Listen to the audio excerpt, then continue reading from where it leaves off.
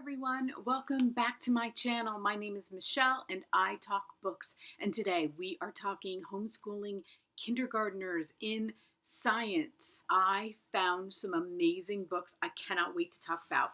First, I want to tell you guys, because this happened to me today, I had to write my last letter to my homeschooling curriculum teacher, the woman who has helped me homeschool all 6 of my children. This is the last year that she's going to have to help me. I was so emotional about it.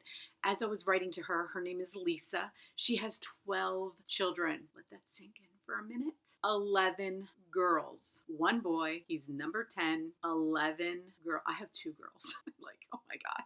She's 11 girls and she is amazing and I love her. I was thinking about, as I was writing it, I was like, the only way to give her what she gave me is to pass it on. I was like, what gift could I give this woman? And then I knew right away, I was like, she would want me to pass this on, because she passed on everything she knew to get me through my children. I couldn't thank her enough. That's why I do this. I want to give it away freely, to give it to you, to show you that you can do this. That if you want to homeschool, it doesn't have to be complicated. It can be so easy.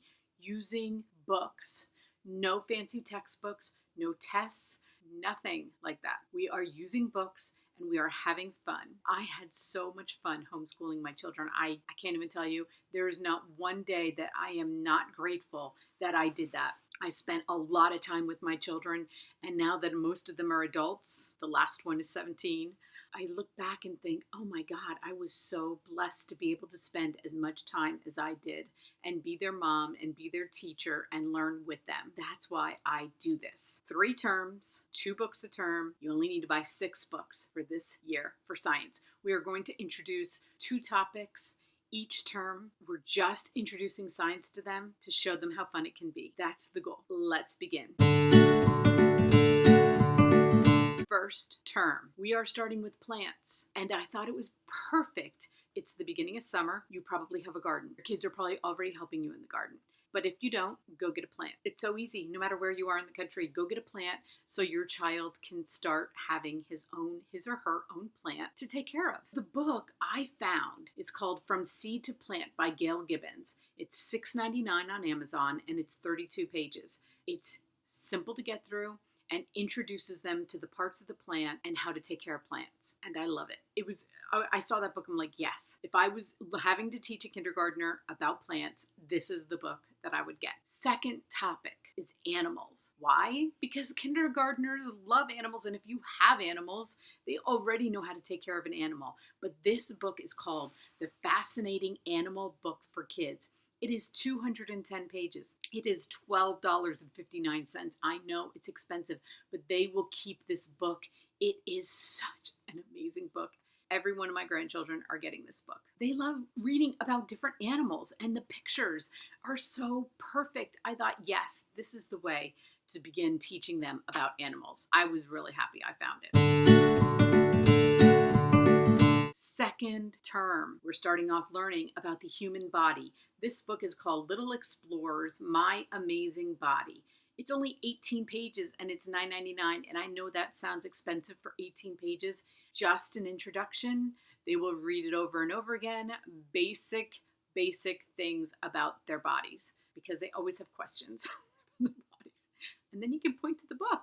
But it's a very, it's very short, very much an introduction. So that's why I picked it. Number 2 is Introduction to Magnetism. They love experiments. So I thought this was perfect. It's called Magnets Push, Magnets Pull by David A. Adler. And it's only $5.29. It's 32 pages.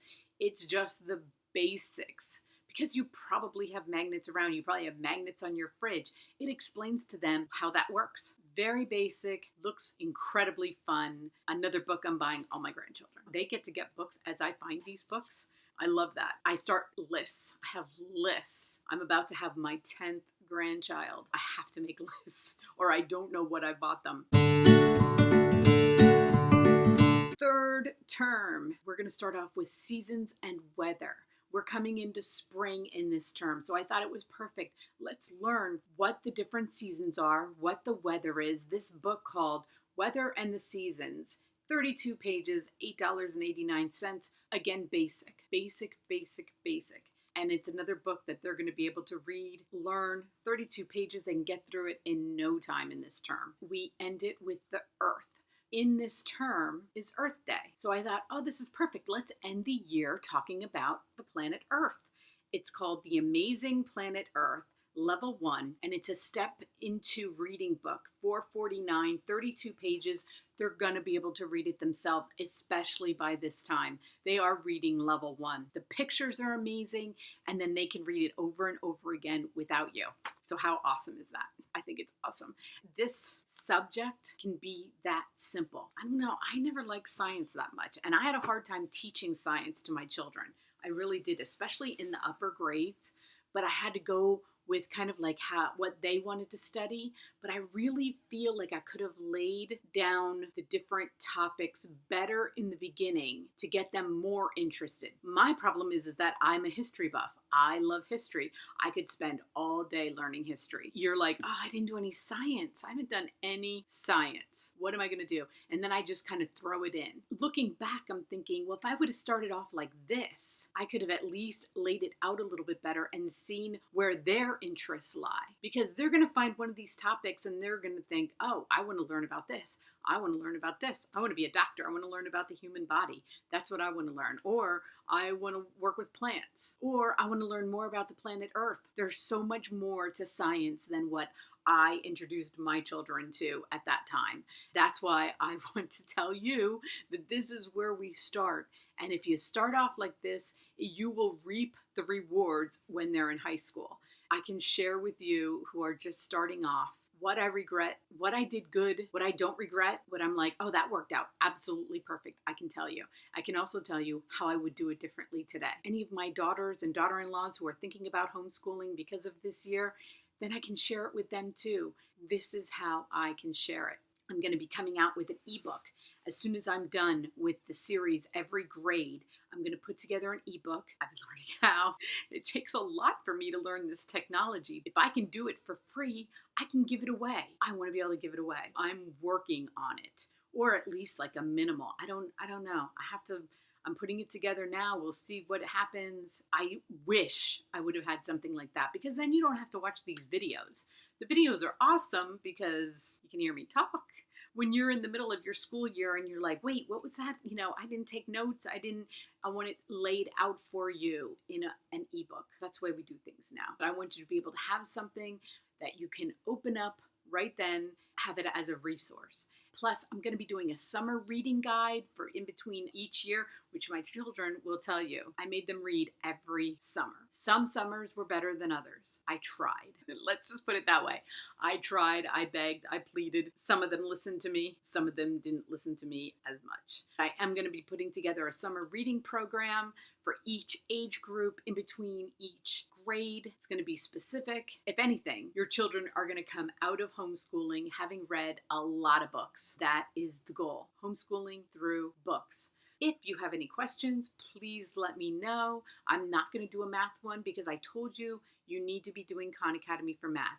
Don't worry about where they are. It has a little test that they can take. It'll place them where they need to be. I've read so many books about, well, they need to know how to do this. They need to do, don't worry about it. Just let them work on Khan Academy and have fun with it. Don't be concerned that somebody else's kid does more, or somebody at that private school kid does so much better. Somebody, else who's sending their kids even to public school, and you're like, wait, I'm failing if the public schools can give more. No, you're not failing, because some years it's going to go fast and others they're going to struggle with. The good thing about it is that you're going to be there, and they aren't just going to move on. If they're struggling with something, they get to work on it and work on it until they actually get it.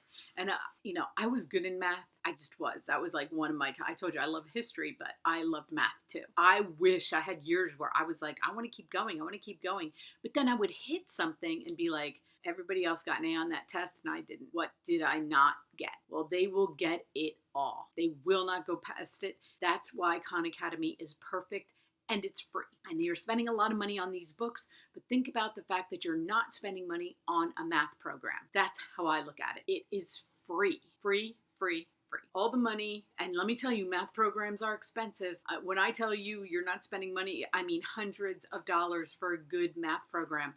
At least it was a couple of years ago, but I don't know anymore because I was doing Khan Academy. I don't know if I can push it enough. This is my last one. I'm going to be doing a summer reading guide, and then we're going to go right into first grade, and I'm going to figure out how to do an ebook. Thank you for watching. If you have any suggestions on any books that you think were amazing for science, please tell me. They'll get put in the ebook.